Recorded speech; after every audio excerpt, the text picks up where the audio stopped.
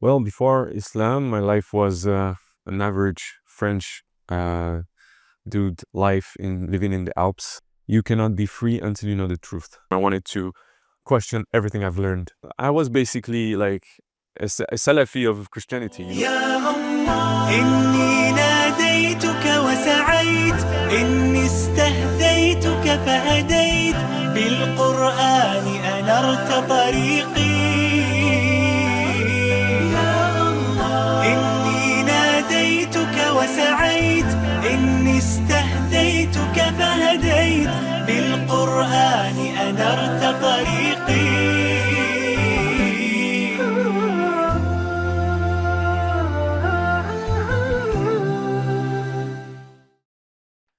Assalamu alaikum warahmatullah, ahlan wa sahlan, and welcome to another episode of the Hadaa podcast with me, your host, Ahmed Hanif, from our studio in Istanbul. Alhamdulillah, we have another special guest today. But before we get started, I'd like to remind you to like, share, and subscribe to our channel, and also turn on the bell notifications so you can be notified when we release new episodes. So we'll get straight into it, inshallah. We have Brother Simon joining us today. Assalamu alaikum warahmatullah. Wa alaikum salam wa rahmatullah. Please tell us about yourself, where you're from, and a brief bio. Well, nice to meet you. Nice to be here today. I'm Simon. I come from France, from the Alps specifically. I converted about 12 years ago, and I lived in Paris for a while. I studied business. I'm an entrepreneur.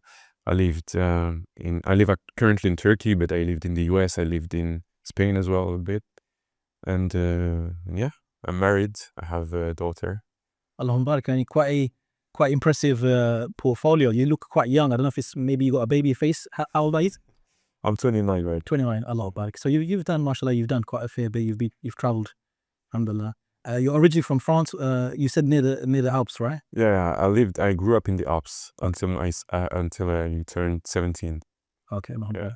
So tell us, how did you come across Islam? How was your life before accepting Islam?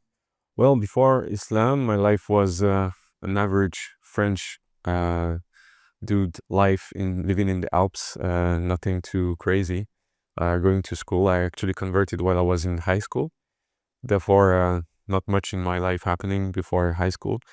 I was quite sporty. I was an athlete in competing in rowing competitions, and yeah, that's it. Family. I have a brother, and I live with my parents in.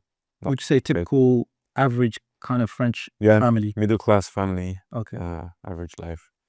So what was the reason? I mean, I want to try and get to the reason how you came across Islam. Was it influence from your high school, from the society, the community that you were living in? I know there's a big Muslim community there. A lot of Algerians, a lot of North Africans, Moroccans, right? Actually, where I grew up in the countryside. Therefore, there wasn't that many Muslims there. But when I got into high school, obviously we were gathered with people from the city, from the small city we were like close by, and therefore there was a fair share of Muslims there. But the initial trigger came from a philosophical axiom that was, you cannot be free until you know the truth. So I came to this conclusion with my friends because we were always debating and having arguments on philosophical matters when we were in high school. Non-Muslim friends. Yeah, both non-Muslim and Muslims. Okay. But that was this axiom that started my journey, basically. You cannot be free until you know the truth. And therefore, from that axiom, I wanted to question everything I've learned from this point on. So I was questioning my education, questioning the school system, what is currently accepted as the norm in France, my beliefs, my parents' education as well, everything. Like I started to be attracted to conspiracy theories as well at the same time. But the idea was, you get it, is to question and to be critic about what I've learned and hold to be true until then. And so the first question came to me was, does God exist? I was an atheist, basically, at this moment. My like cultural background, the side of my mother are Protestant, which is pretty rare in France, and my father's side was Catholic Christian. But both my parents didn't give me any religious education. They weren't religious at all. And as a matter of fact, my father is an atheist. And from there, like the first initial question from an atheist standpoint was, does God exist? If he exists, then there might be hell and paradise. So it's worthwhile asking the question. Otherwise, I might end up in hell just because I didn't bother asking the question. So that's what we call in French philosophy. There is this. This is the Pascalian bet. I think it comes from this famous philosopher named Pascal, who said, "Okay, we should believe in God because if there is inferno, that's worth believing in." Anyway, from this, I started looking into what I held true at the time. I was a firm believer in scientism, like basically science proves God doesn't exist. That was what I thought at the time. And then I started digging and I started realizing that scientism is baseless. It's a belief. It's not, it doesn't lead to certainty anyway. So I started questioning some like beliefs like the Darwinian evolution, things like that. And I realized the more I learned about it, the more it was shaky, like built on shaky grounds. And I started questioning my core beliefs that explained my atheism. And from this point on, like I started becoming agnostic, like basically coming from I don't believe in God at all to I don't know, the humble perspective basically. And from this point on, what was really striking to me is that before, when I was an atheist, I couldn't see any signs. Like I was blinded like by my pride in a way. But from that moment, like when I became like an agnostic, I started to see the signs in the creation. Like I started to be amazed by trees and like the oxygen that comes from photosynthesis. I was amazed by the cycle of the food chain, the how human beings or animals in general can eat basic things and turn it into fuel, and we are way more complex than any machine we can build. And how we have to dig thousands of feet down the ground in order to extract oil to run our cars, and that we can only eat French fries to go by for several days and weeks.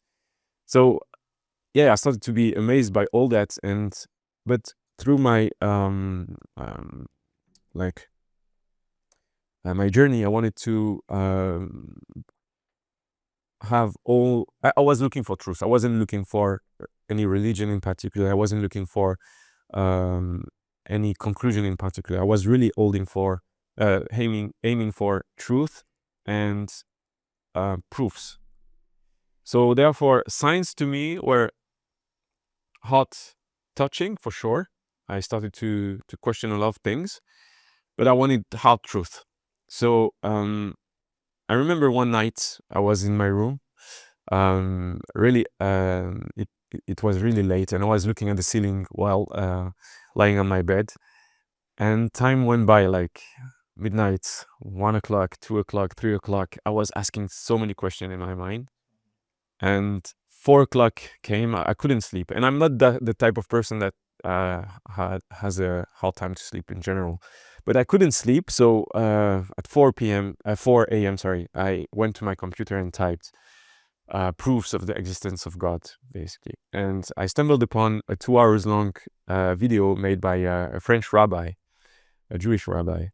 And in this video, he started the video by saying a really captivating hook. He said, you cannot, I'm not a believer, I'm a knower. Because believing means trusting, knowing means being sure. And I was like, okay, then explain your, I wanted to know more. So I was really captivated by this.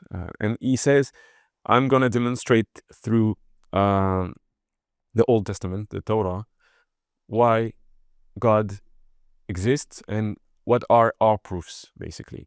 So he went through one specific case, and that is the curse of the people of Israel. So he said, basically, in science, on empiristic science, empirism, you verify something with the control. You have a control experiment and the experiment you run in order to compare and to verify if something is true or not, because you tested something on the experiment that you didn't test it on the control. So that was his approach. He said, okay, what we can affirm is that one part of the people of Israel, they got the curse, and the other part didn't got the curse. So we can't see if in fact it is a curse or is it something general to the people of Israel. So he said there is like, I don't remember exactly the number, I think it's 48 curses that was on the people of Israel that disobeyed the order to not come back to Palestine, basically. So they were expelled by the Babylonians and to Iraq, basically, from Palestine to Iraq. And some parts of them came back to Palestine. This part of the people of Israel got cursed, and the part that didn't come back didn't got cursed. So he explains that. And he says, there is one curse, for example, is that your feet will never rest. And he says in the Jewish history, we can see that everywhere the Jewish people went, they got banned and they got expelled and they got bullied into pogroms and stuff. And that's the fate of the Jewish people. And they accept that as their curse, basically. And we can verify as well that the tribes that didn't come back to Palestine didn't get the curse. Like these are it can be traced historically, like which tribes are they? And it can be traced for like, there is the Jews of Isfahan, the Jews of Yemen, the Jews of Jerba in Tunisia, and many other communities. They didn't move for 2,000 years or more. While the others, they moved around a lot, like every 100 years or so, they got expelled from the country they settled in. So that was one example, and he went through a lot of examples like this, and I was like, wow, okay, it's crazy. Either someone traveled through time and told this story, like from the end, or the prophet got revelation from God. What is the more likely is that the prophet got the revelation from God. So from this point on, I believed in the Torah. The first book that I believed in was the Old Testament, the Torah. And So this was 4 a.m. in the morning. You said you woke up 4 a.m. in the Yep. morning, 2-hour lecture, just the first thing that you come across on the net. Okay. yeah. So I believed in the Torah from this point on. So, and I believed in God, more importantly. The Torah made me believe in God because of this demonstration, basically. A Jewish rabbi made me believe in God. And by the way, this rabbi is Zionist. But anyway. Let's hope he's right. Because the state of Israel is coming up to 100 years. Inshallah. Hopefully they get expelled soon, inshallah. Inshallah. So from this point on, I had, like, my grandmother, she was a fervent Catholic. And therefore, I've heard about Jesus alayhi salam in my upbringing, even though I didn't get a Christian education, I didn't get baptized also. So my next question was, is Jesus a real or a fake prophet, alayhi salam? And so I went through Jewish texts, and I realized there was this kind of charter on how to recognize real from fake prophets, and there is conditions. And Jesus alayhi salam respects all the conditions. So according to the Jewish texts, you should be following Jesus, basically. So from this point on, it was really easy to me because there was a cultural attach as well. But I accepted Jesus as a prophet as well. The next question then was, which sect of Christianity is the proper one? Because there is so many sects that have so many different beliefs and practices. So I started like roaming, browsing, and trying to explore which one was the most coherent and the most like true to me. And I couldn't find anything. Each time I was finding something incoherent, I found something more coherent in another one, but that had its incoherences as well. So I was like, okay, I'm not satisfied with any sect of Christianity. So I started to believe, okay, I believe in the Bible the old version of the Bible in Aramaic, the original one. I don't believe in any church or movement. I was basically like a Salafi of Christianity, you know, coming back to the text, only the text, nothing more. And by the way, at this time, because I didn't know much about Christianity and theology, I didn't know about the Trinity. Therefore, ala fitra, or out of fitra and intuition, I thought Jesus was considered only a prophet of God, and God was one and only. And so that was my belief at the time. And once we were eating in high school with a friend of mine that is Algerian. By the way, he visited me two weeks ago here in Istanbul, and he asked me this question. He said, "What do you believe in?" So I explained him a little bit what I just said to you, and he said, "So you're basically a Muslim." I was like, "What the hell are you telling me? Like, I thought you Muslims worship the moon or something, you know?" Because I saw the moon on top of the mosques, and I didn't know anything about Islam. I had a really biased and negative view about Islam, like a lot of French people have.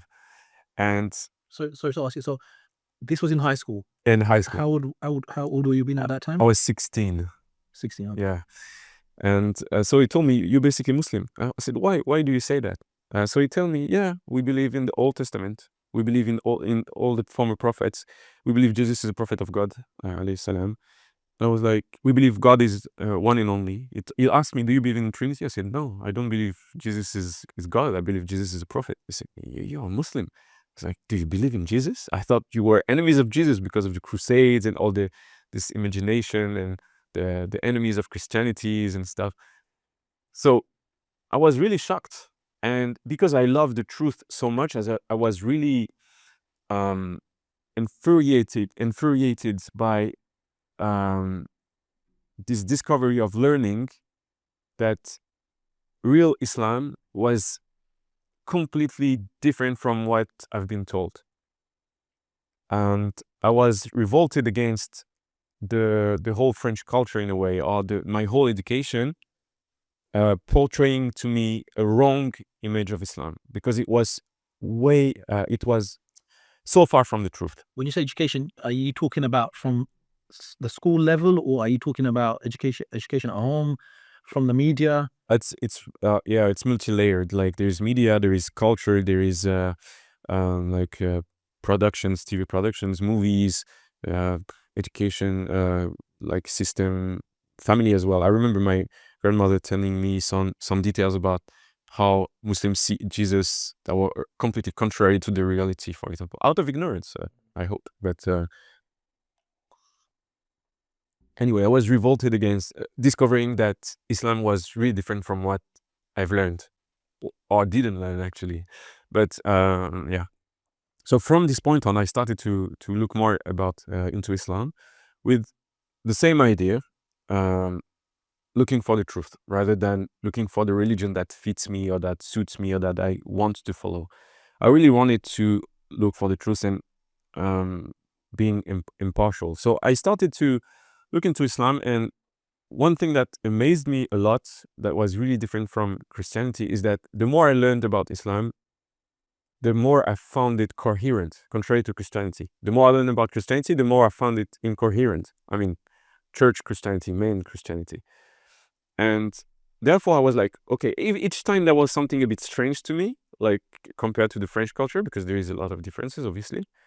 I was like, okay, this is strange. But if I was looking sincerely for the answer of why is it like that within Islam, I understood the framework and the paradigm of Islam, the Islamic perspective, really logically. Like, everything made sense. And therefore I was like, okay, there is no inconsistencies within Islam. But I don't want to follow this religion because I find it appealing or logical or coherent or whatever. I want to follow it because it's the truth. And I remember one time I was in the documentation center of the high school, and I was reading a French translation of the Quran. I was in front of a Muslim friend of mine, and I was reading the Quran, and, well, the French translation, and I stumbled upon some ayah, and I asked my friend a question. I was like, what about this and that? I don't remember exactly the question, but he said to me, I'm not a scholar. I don't know the answer. You should ask someone of knowledge. And the next verse I looked into it was the answer, and I had this like many um, amazing signs like this, but I didn't want to follow them because I wanted hard proofs. And another sign that amazed me is that the Quran, even the French version of the Quran, when I read it, it felt like I knew it already.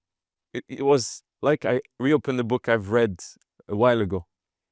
It was like a reminder of something I knew already. And that was an amazing feeling. I'd never felt that before. So that was another sign I didn't want to follow as well. I wanted to be really methodological within my journey. And so the next step was, okay, doing like Jesus. Is Muhammad sallallahu alaihi wasallam real or fake prophet? And so I went through the same, charter. Obviously, it respected everything, but I was like, okay, Islam is way further from Christianity to me, so let's have another check from other perspectives. So I wanted to be more sure, basically. I was a bit unfair about that. But anyway, and so I started to say within the Bible, there was many arguments, Muslim arguments, that the Bible wasn't the final book because Jesus never said, I am the final prophet. The religion ended with me, nothing. While within the Quran it's written, today I've completed your deen, this is Islam and stuff like that. So there was these verses from the Bible where Jesus says in substance, I didn't come to abolish the law or the prophets, I came to accomplish. So there is this argument that the Sharia of the Jews shouldn't change first. That disproves the way Christians practice today first. Second, he says, for the truth to come, I have to leave because you cannot bear it now. And he says, I have to leave for the spirit of truth to come. So he announced someone to come after him. And and there is another verse I forgot to mention where he says, the one who removes from the law one letter or one straw of a pen will be called the smallest in the kingdom of heaven. We saw how Christianity was twisted from the original Sharia, basically. And so all these were proofs, and even more, I saw a lot of similarities between Islam and Judaism regarding Sharia. But even more than that, the actual verse where he says, a spirit of truth will come, in the Aramaic version, the original version I believed in, the word for the consoler, or the one who will come afterwards, is Ahmed. It's your name, actually. But in the Bible, Jesus says, I have to leave, you cannot bear the truth now, and the spirit of truth will come. He is the consoler. And basically in Aramaic it says, he is Ahmed. And the Quran says that the Bible says, wa ismuhu Ahmed, and his name is Ahmed. That was announced in the Bible. So it's in plain sight. It's there in the Bible. And so that was the first one. And then I was like, yeah, it's Ahmed, it's not Muhammad. Trying to postpone it a little bit. And then I stumbled upon this famous video from Dr. Zakir Naik, where there is this Christian asking if there is Muhammad mentioned by name is in the Bible, and Dr. Zakir Naik answers, and he says, in the Psalm of Solomon, alayhi salam, there is this part where he says in Hebrew, he quotes, Hikoma mutakim v'chulu Muhammadim zawdu zirai bainat Yerushalim. He says, shall you memorize? For sure, it changed my life. He says, his palate is sweet, his person is full of beauty, that is my beloved daughter of Jerusalem. The issue with this verse is, they translated Muhammadim with my beloved. And the im in Hebrew is the form of respect. So you cannot translate it. It's a noun. It should be translated to his palate is sweet, meaning maybe the poetry of the Quran. His character is full of beauty. The Prophet says, I came here to perfect the characters. And physically he was described as really beautiful as well. that is Muhammadin, daughter of Jerusalem. From when I saw this verse, I was like, okay, Simon, either you are a hypocrite and you act like you didn't see it, or you accept the truth like it is. It's in plain sight. The first book you believed in, the Old Testament, the Torah, says in plain letter, Muhammad, and you should believe it. And I was like, okay, everything lined up. Everything is perfectly clear. Hard proofs. Okay. And the guy who put the video online was really, really smart, because what did he do? In description of the video, down the video on YouTube, he wrote, to become Muslim, recite Ashhadu an la ilaha illallah, Ashhadu anna Muhammad Rasulullah. And I was in my bedroom at the time. I was alone, and I saw that, and I recited the Shahada alone, and I felt like a cold shower from the tip of my hair to the tip of my toes. Cold shower. And you know, when you're really trembling and crying out of faith during Tarawih, during Ramadan or Hajj or whatever, there was this, but 1,000 times. I felt so much light into me. I was trembling, shaking, crying. It was so intense. I felt like something like light transpersing. It was so sincere and so intense. And after that, I turned to my bed. My mattress was on the ground. At the time, I didn't have a bed spot. So my mattress was on the ground. And so while crying, I basically fell on my bed. And I realized a few months later, when I started to pray, I realized that I actually did sujood in the right direction. And that's it. That's the story. So you mentioned that 6 months later you started praying. Yeah. So that interim period, you came out openly as a Muslim. You were still researching Islam, or? At the time, this first 6 months, I obviously I declared La ilaha illallah Muhammad Rasulullah. So that's not a good thing not to pray, but for sure. But I didn't came out to my mother and father like I converted to Islam. It was really hard at the beginning to identify as a Muslim. And even myself, I didn't know the Muslim community well. I knew Islam before the Muslims, basically. So I distanced myself from the Muslim community because of all the biases I had. And I couldn't say I am a Muslim. I said I believe in La ilaha illallah Muhammad Rasulullah. But I had a hard time identifying with this. And after that, like, I went to a mosque for the first time, and that gave me so much warmth into my heart. And I started to know the practicing Muslims, and I discovered brotherhood and all these things. And then I became really a practicing Muslim and in love with the community. Before that, I had a really biased and wrong image of the Muslim community. I thought the Muslims, they were I had this negative cliche image of the bad Muslims and drug dealers and things like that. I didn't know actual good practicing Muslims at the time. That's why. But yeah, and then I announced to my parents just before Ramadan, because I didn't have the choice. It was about to be visible. I wouldn't eat. So I told my mother, they were divorced at the time, my parents. So I told my mother, I became Muslim, I'm about to do Ramadan. And she cried. She thought I was about to leave to fight in Syria or whatever. And my father, it was really hard to tell him, because he was at the time really anti-religion. And so we were about to have dinner, but dinner were really late in July during Ramadan. Therefore, I didn't come to dinner. And my brother came to me and said, "What are you doing? Father is asking for you. You know how he gets angry when you don't come straight away to dinner." I was like, "I'm fasting Ramadan."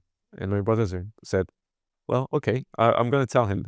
So he told my father. My father got really angry, and he said, "You are doing everything the opposite way we taught you and stuff." So it was really hard. But eventually it became better and better after, and we have good relationship with my parents, alhamdulillah. Alhamdulillah. How has your life changed after you accepted Islam? Was there certain things that were difficult for you to implement straight away? Was it the case of Samina wa ata'na, yani I heard and I obey? If you could tell us how it impacted your life. I think the first impact I think about is it gave me so much ambition. I wasn't ambitious at all before that. Like I was, typical middle class guy, no ambition, happy with my middle class status, and didn't want to struggle too much in life. And after that, I wanted to like basically change the world, and I became really ambitious, and it changed completely my perspective on the world and my role and my mission as a human being during this living through this dunya. So it changed completely my perspective. And regarding your question about the struggle of the path of obeying to Allah, I was really, really motivated. Therefore, I didn't have any issues with complying, uh, like like accepting the laws and the rules and things like that. I think the biggest one, biggest struggle might have been to turn back from bad habits, because obviously when you grew up in a non-Muslim with a non-Muslim education, you have a lot of bad habits, and the other one might be experience with tawakkul, trusting Allah's decree, trusting that sometimes there is restrictions. You see your golden nuggets in front of you, but you have to go the Sharia compliant way and not go straight into it. And having tawakkul was definitely a challenge at the beginning, but then experience after experience, it grew stronger, alhamdulillah. Yeah. I think a lot of new Muslims, they go through this initial high because normally they're surrounded by other members of the Muslim community that are sort of guiding them along the way. And you mentioned that you did make a connection with the masjid. Did that help in the early days, in the beginning? Definitely, yeah. To any new Muslim, I will recommend to get in touch with the masjid community, practicing Muslims, knowledgeable Muslims, and not stay alone in because sure, it's reassuring and less intimidating to continue browsing on the internet to look for answers, but that's not the proper way. Like, Islam is taught heart to hearts, basically. Like, it's transmission. There is a sanad. There is all this traditional transmission and heart through arts, and you get touched by others' faith as well. And so the thing that helped me the most to grow in my faith and practice and love of Allah, love of the Prophet ﷺ, was the halaqat, the gathering with the brothers. We had gathering once a week. We ate together. We had a small reminder, a lot of new lessons from the sheikh and stuff, and that was really, really beneficial. You mentioned at the beginning that there was a group of your friends, and you would have these discussions where you ponder on certain questions. Any of them, out of interest, did any of them accept Islam? Another one of us got really interested into Islam. He heard the Quran. Actually, his uncle converted to Islam. alayhi rahmu, he's deceased. But he didn't convert, unfortunately. May Allah guide him. But he got really interested as well. The others, most of them were non-practicing Muslim at the time, but now they are like really practicing Muslims. So after high school, they got into the straight path, alhamdulillah. Okay, tell us. So you've left France. You're currently living here in Turkey. What brings you to Turkey? Actually, practicing Islam in France is kind of hard. I've tried to be the most independent I could, working as an entrepreneur independently from big corporations, to be able to pray whenever I need to be able to have a lifestyle centered around my deen, instead of my deen centered around my lifestyle. But still, there is a lot of limitations and tribulations and issues. So I really wanted to migrate for the sake of Allah, and that's what led me to Turkey. And I wanted to learn more about my deen as well, on a more full-time or half-time basis, and to look for ulama here in Turkey as well. So that's why I came here. Okay, so because France is known to be a very hardline secular state, Yeah. are there certain repercussions on the Muslims? I mean, you did say about praying and stuff like that. Can you explain in a bit more detail? There is a lot of it's tiring. Let's say it's tiring, and a lot of Muslims give up. They have like a lot of Muslims in France. They have this like I say sometimes. I say they have this colonial complex, inferiority complex, and it persisted even after colonization. And a lot of Muslims in France, they accept the status quo. They don't challenge it. So they accept not to pray on time because there is no peer pressure not to pray in the office, things like that. That is really different from the UK experience or the American experience, for instance. But yeah, in France, it's really heavy, and even outside of the state, in the private sector, in the community in general, there is this cultural pressure to hide religious practices. Therefore, it's really heavy on the soul. Yeah. Last couple of questions before we wrap up. What are your plans for the future aspirations? If you can. Well, on two perspectives, I have ambitions on ilm and da'wah, like to learn more about my deen, to be able to teach and to transmit. Like, I want to spur an Islamic revival in France, because the one thing we lack a lot in France is knowledge. Mashallah, you've been blessed in the UK with a lot of scholars. In France, we have some scholars, but not enough, unfortunately. All really mainstream kind of names that people can relate to. Yeah, and even it's hard to be mainstream in France because of the pressure as well. So a lot of great shuyukh, they hide away from publicity. But yeah, so that's one of my aim, is to do da'wah, and other aim is about like continue building my entrepreneurship journey and being independent and being able to like travel and do hijrah wherever I want to learn the ilm and continue this journey. Sure. You actually have your own YouTube channel as well, isn't it? Yeah. Okay, we'll mention it in. It's in French for those who are interested, but yeah, come by here. Okay, so last question. Your advice to those that are non-Muslim and are interested in Islam, have similar kind of questions that you had. What would you advise them? What I will advise is say, like, if you are sincere, if you are honestly, sincerely looking for the truth and nothing else, you will eventually end up on Islam. And like, my advice is to look sincerely for the truth and not necessarily look for Islam or a particular religion, because it's like, if you are sincere and you look and you learn and you ask the proper questions, you will end up on Islam. It's inevitable, unavoidable, basically. So I'm 100% sure of that. Yeah, that's it. Jazakallah khair.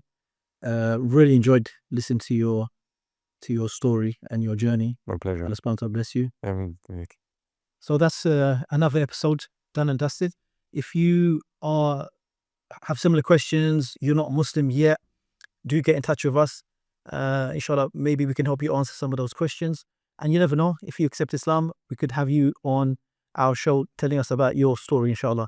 We ask Allah subhanahu wa ta'ala to keep us guided on the straight path. Assalamu alaikum wa rahmatullah. yeah, my pleasure.